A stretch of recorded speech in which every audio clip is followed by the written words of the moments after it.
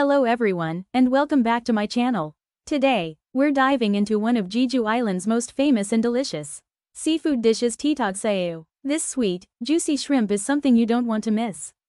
If you're planning a trip to Jeju, not only does it taste amazing, but there are also so many different ways you can enjoy it. So, let's take a closer look at Tteokbokki and how the locals love to cook and eat it. Stick around until the end for some tips on how to eat it like a pro. First things first, what exactly is Tteokbokki? Well, Tteokbokki, also known as squilla shrimp, is one of the most popular seafoods in Jeju. What makes it so special is that it's caught fresh right off the coast of Jeju. And because of its unique texture and sweet taste, it's often considered one of the island's must-try delicacies. One thing to note is that Tteokbokki is immediately frozen on the fishing boats after being caught. This ensures that it stays fresh, meaning you can actually enjoy Tteokbokki not only in Jeju, but also in other cities like Seoul. However, many tourists think it's only available in Jeju, so they often end up paying a bit more when they're there. Now, let's talk about how Tteokbokki is prepared. The two most common ways to enjoy Tteokbokki are raw ho and in a miso-based soup doenjangtang. Raw Tteokbokki is an absolute treat. If you love sushi or sashimi, this one is for you. The flesh is naturally sweet and incredibly tender, so it almost melts in your mouth. When you dip it in soy sauce with a bit of wasabi, you get that perfect balance of umami, sweetness, and a little kick from the wasabi. The texture of Tteokbokki is soft, but it has a slight bite to it, which makes each piece so satisfying.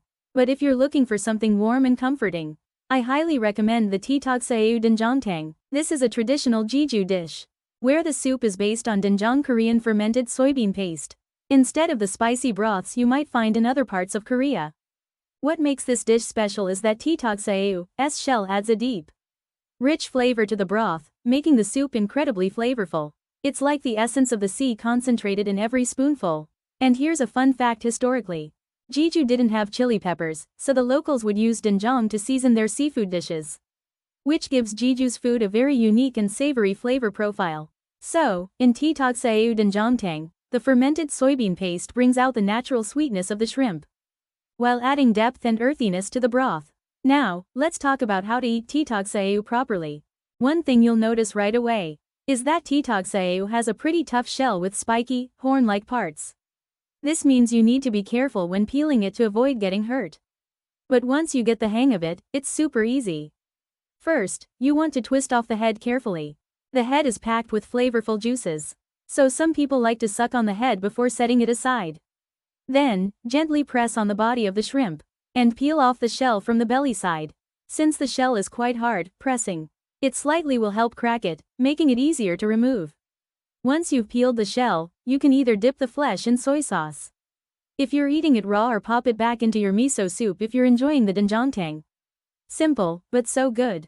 In addition to Tteokbokki, there are other types of shrimp you should definitely try when you're in Jeju.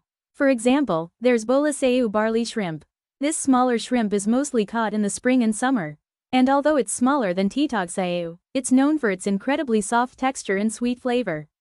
You'll often see it served as sashimi, and it's priced at around 3 per kilogram, making it slightly more affordable. Another type of shrimp you'll encounter is the dagashishisoeu. This shrimp has a firmer texture and is often used in stews or steamed dishes.